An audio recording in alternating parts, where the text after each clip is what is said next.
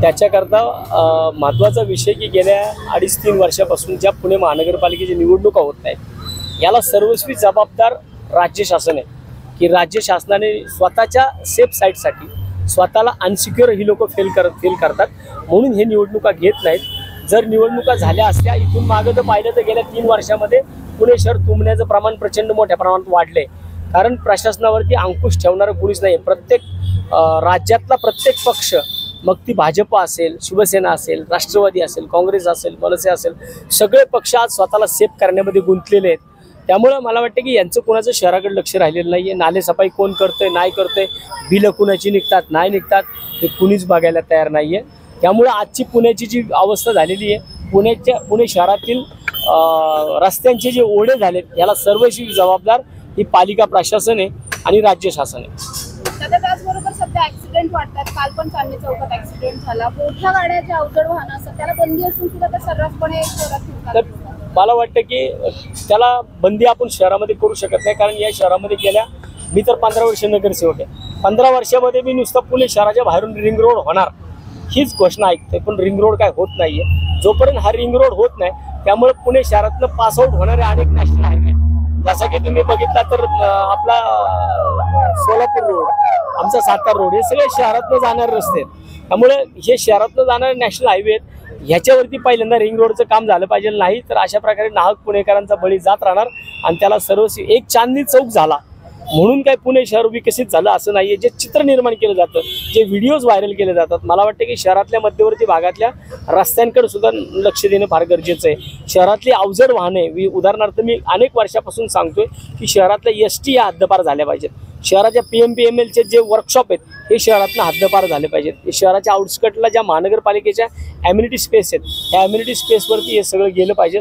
तर नुसतंच तुम्ही म्हटलं की बाहेरच्या गाड्या येतात, बाहेरच्या गाड्या अशा किती येतात परंतु त्यांच्यापासून जे अपघात होतात तर मी मागाशी बोलल्याप्रमाणे याच्यावरती एखाद्याच्या मृत्यूस कारणीभूत होतात त्या 304 आणि 304 अशी 2 कलम आहेत। मला वाटतं की एखादा खऱ्या अर्थानं जर निष्काळजीपणाने अपघात झाला असेल तर त्याच्यावरती अपघातामध्ये 304 दाखल न होता 304च दाखल झाला पाहिजे जेणेकरून त्याला त्या संबंधित आरोपीला त्या निष्काळजीपणाने गाडी चालवली म्हणून त्याला तो जेलमध्ये जाईल आणि त्याला लक्षात येईल की आपली काहीतरी चुकी झाली। परंतु पोलीस असं करत नाहीत।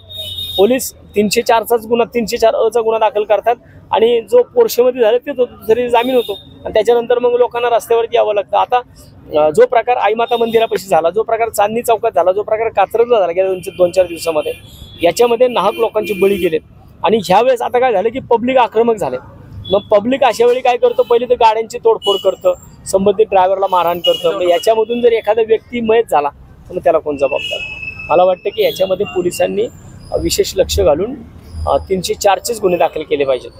त्या पुण्याला पहिल्याच प्रयत्नामध्ये पहिल्याच टर्ममध्ये मंत्रिपद मिळालंय, तुमचं काही बोलणं झालं का? नाही, अण्णांचं मनापासून अभिनंदन मी करेल आणि मला वाटतं की ज्या कारणांसाठी अण्णांना मंत्रिपद दिले त्याच्यामधनं अण्णा थोडं आता दिल्लीतनं पुण्यात पण येतील आणि पुण्यामध्ये आल्यानंतरनं अण्णांनी थोडं पुणे शहरातल्या रस्त्यांवरती, कारण अण्णा पुणे शहराचे 10 वर्ष स्वतः नगरसेवक आहेत, 2.5 वर्ष महापौर होते, स्टँडिंग कमिटी त्यांच्याकडे होती, त्यामुळे त्यांनी थोडं पुण्यातल्या रस्त्यांवरती वाहतूक, पुण्यातले फ्लायओव्हर्स याच्यावरती सुद्धा लक्ष दिलं पाहिजे। आणि खऱ्या अर्थानं जर आज एवढ्या वर्षानंतरनं पुण्याला मंत्रिपद मिळाले, मंत्री पुण्यामध्ये होते परंतु निवडून आलेल्या लोकसभा सदस्यात मला वाटतं 25-30 वर्षानंतर पहिल्यांदा मंत्री झाले, तर अण्णांच्या माध्यमातून पुण्याचं चांगलं नियोजन होईल, शहरातल्या रस्त्यांचं नियोजन होईल, शहराच्या वाहतुकीचं नियोजन होईल आणि ते झालं तर खऱ्या अर्थानं मंत्रिपद मिळाल्यानंतर त्या मंत्रिपदाचं काहीतरी पुणे शहराला मिळालं असं सार्थकी लागेल। शेवटचा प्रश्न आहे की कुठे कमी पडलाय असं वाटतंय का? कमी नाही, खंत वाटत नाही, लढलो ह्याला फार महत्त्व आहे। कारण मला वाटते की घरात बसण्यापेक्षा लढलेलं बरं आणि मी लढलो आणि माझं स्वतःचं मत नसताना मी ज्या भागामधनं 15 वर्ष नेतृत्व करतोय या भागामधलं एक सुद्धा मत नसताना पुणेकरांनी जे पुणेकर, मी एक पोस्ट टाकली होती फेसबुकला, जे पुणेकर घरी आल्यानंतर म्हणतात चहा पिणार का, पाणी देऊ का, जेवायला वाढू का, त्याच पुणेकरांनी वसंतमोरला 34,012 मतं दिली। म्हणजे मी पण एक पाहुणाच पुण्यामध्ये आलो होतो तरीसुद्धा मला 34,012 मतं दिली। जे काय कमी पडलं त्याचं आत्मपरीक्षण चालू आहे। नक्की वसंतमोरे चुकला, संघटना चुकली का अजून कोण चुकलं याचं आम्ही आत्मपरीक्षण करतोय आणि लवकरात लवकर नव्या जोमाने परत कामाला लागू। आतापर्यंत का नाही दिसणार? 100% दिसतील. विधानसभेला दिसतील, महानगरपालिकेत दिसतील, सगळीकडे तात्या दिसतील तुम्हाला. आणि मला वाटतं की माझं लढणं हा माझा टार्गेट होता. आणि 2 वर्षापासून जर मला सांगितलं जात होतं आपल्याला लढायचं आणि निवडणुका लढल्या गेल्या नव्हत्या. मला वाटतं की माझा खरंच आज राजसाहेबांना माझ्या वाढदिवसाच्या शुभेच्छा आहेत. आणि या शुभेच्छा असताना त्यांनी काल जो निर्णय घेतला एकत्र लढण्याचा, कदाचित हाच निर्णय लोकसभेच्या बाबतीमध्ये एकत्र लढण्याचा असता तर वसंत मोरे आज सुद्धा तिथंच असता. परंतु आता असो, त्या झाल्या गेल्या गोष्टी. आता परत पुन्हा तिकडं जाणं नाही आहे. तिकडून कुठून तरी सुधारणा करून, आत्मपरीक्षण करून काहीतरी मार्गक्रमण करावं लागेल. तुम्ही म्हणल्याप्रमाणे कुठं कमी पडलो याचा शोध चालू आहे.